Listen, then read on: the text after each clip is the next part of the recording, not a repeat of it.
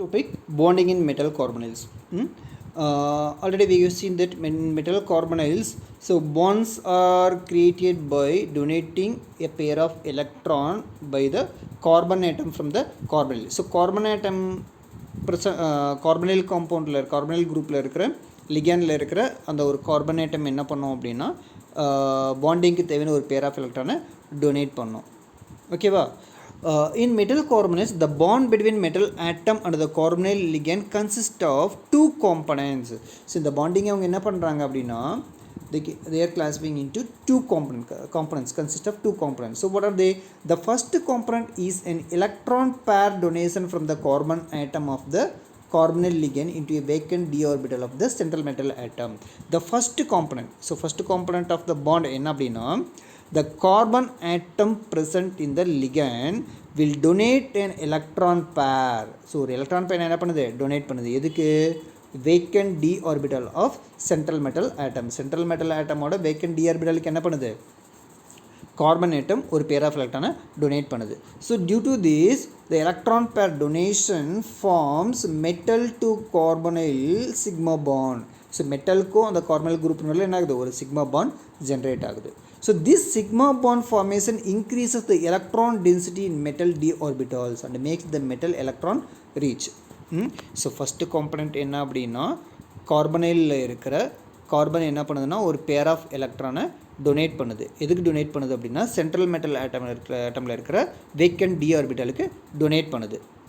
So அந்த electron பேர் டொனேஷன்னால் என்ன நடக்குது அப்படின்னா ஸோ மெட்டலுக்கும் கார்பனைல் குரூப்புக்கும் நடுவில் ஒரு சிக்மா பாண்ட் க்ரியேட் ஆகுது.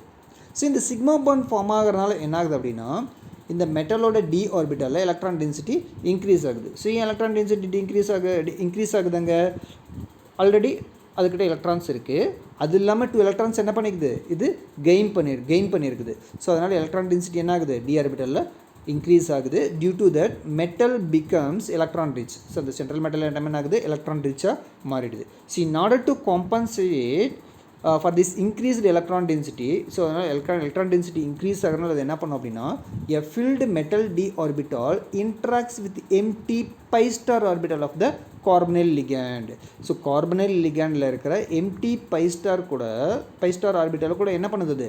அந்த filled metal d orbital interact பண்ணுது. ஏன்னா அதுக்கிட்ட என்ன இருக்குது? 2 எலக்ட்ரான் அதிகமாக இருக்குது. எலக்ட்ரான் டென்சிட்டி அதிகமாக இருக்கிறதுனால empty pi orbital கூட என்ன பண்ணிக்குது? அது இன்ட்ராக்ட் பண்ணுது. ஸோ எப்படி இன்ட்ராக்ட் பண்ணுது அப்படின்னா அது ஆல்ரெடி கார்பனைல் லிகேண்ட் கிட்ட இருந்து வாங்கின எலக்ட்ரான்ஸ் என்ன பண்ணுது அப்படின்னா transfers and added electron density back to the ligand. புரியுதா? ஸோ அந்த pi orbital of the carbonyl ligand கூட இன்ட்ராக்ட் பண்ணுது.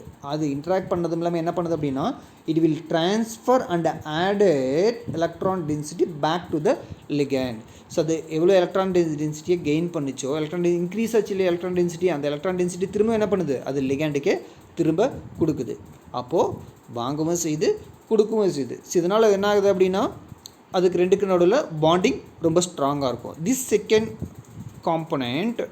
This second component is called pi back bonding. So செகண்டாக அந்த எலக்ட்ரான் டென்சிட்டி அதிகமாக இருக்கிற அந்த டி ஆர்பிட்டல் என்ன பண்ணுது? அதோட எலக்ட்ரான் டென்சிட்டியை பை ஸ்டார் ஆர்பிட்டல் கூட ஷேர் பண்ணிக்குது இல்லையா? So that is called as pi back bonding. So thus in metal carbonyls electron density moves from ligand to metal through sigma bond and from metal to ligand through pi bond. So இதுலேருந்து உங்களுக்கு என்ன தெரியுது? So metal கார்பனைல்ஸ்லேருந்து electron density என்ன ஆகுது அப்படின்னா moves from ligand to central metal atom. So லிகேண்ட்லேருந்து central metal ஆட்டமுக்கு சிக்மா பாண்ட் வழியாக என்ன ஆகுது? எலக்ட்ரான் டென்சிட்டி ட்ரான்ஸ்ஃபர் ஆகுது. அண்ட் தென் சென்ட்ரல் மெட்டல் ஆட்டமில் இருந்து லிகேண்டுக்கு என்ன ஆகுது? ட்ரான்ஸ்ஃபர் ஆகுது through pi bond. Okay, this சைனர்ஜிக்னு என்னது? சைமல்டேனியஸாக நடக்கிற அதாவது ரெண்டு ப்ராசஸ்.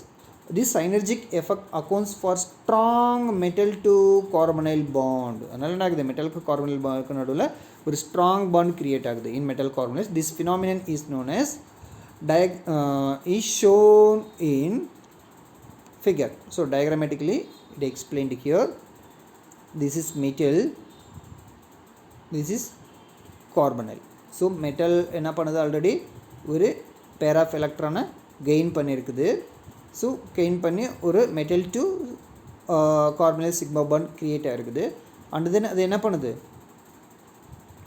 அது எலக்ட்ரான் டென்சிட்டி அதிகமானதுனால திரும்பவும் என்ன பண்ணுது, எலக்ட்ரான்ஸை இங்கே திரும்பவும் ஷேர் பண்ணுது. Okay, this is pi back bond, this is pi forward bond. See this is sigma bond, இது ஆக்சியல் பாண்ட். இப்போ கார்பனைலுக்கும் கார்பனைலேருந்து ஒரு பேர் ஆஃப் எலக்ட்ரான் டொனேட் ஆகுது இல்லையா. ஸோ இப்போ ஆக்சியலாக நடக்கிறதுனால so this is sigma bond, this bond formation is sigma bond. So this is pi bond, this bond formation is pi bond. So wait, ஆக்சுவலாக இது உங்களுக்கு ஃபஸ்ட்டு கொடுத்துருக்கணும். This is sigma forward bond. So carbon atom என்ன பண்ணுது அப்படின்னா ஒரு pair of எலக்ட்ரானை donate பண்ணுது. ஓகேவா. ஸோ இதுதான் ஃபஸ்ட்டு ஸ்டெப். இங்கே என்ன ஆகுது அப்படின்னா சிக்மா பாண்ட் ஃபார்ம் ஆகுது. ஸோ அதுக்கப்புறம் என்ன ஆகுது அப்படின்னா இதுக்கிட்ட இருக்கிற எக்ஸ்ட்ரா எலக்ட்ரான் 2 இருக்கு இல்லையா. ஸோ அதை என்ன பண்ணுது அப்படின்னா எகெயின் கார்பனைல் கூடிய ஷேர் பண்ணிக்குது த்ரூ பை பாண்ட். ஸோ கவனி, இது ரெண்டுக்கும் பார்த்தோம் அப்படின்னா இது ஆக்சியலாக லிங்க் ஆகிறதுனால சிக்மா பாண்ட்.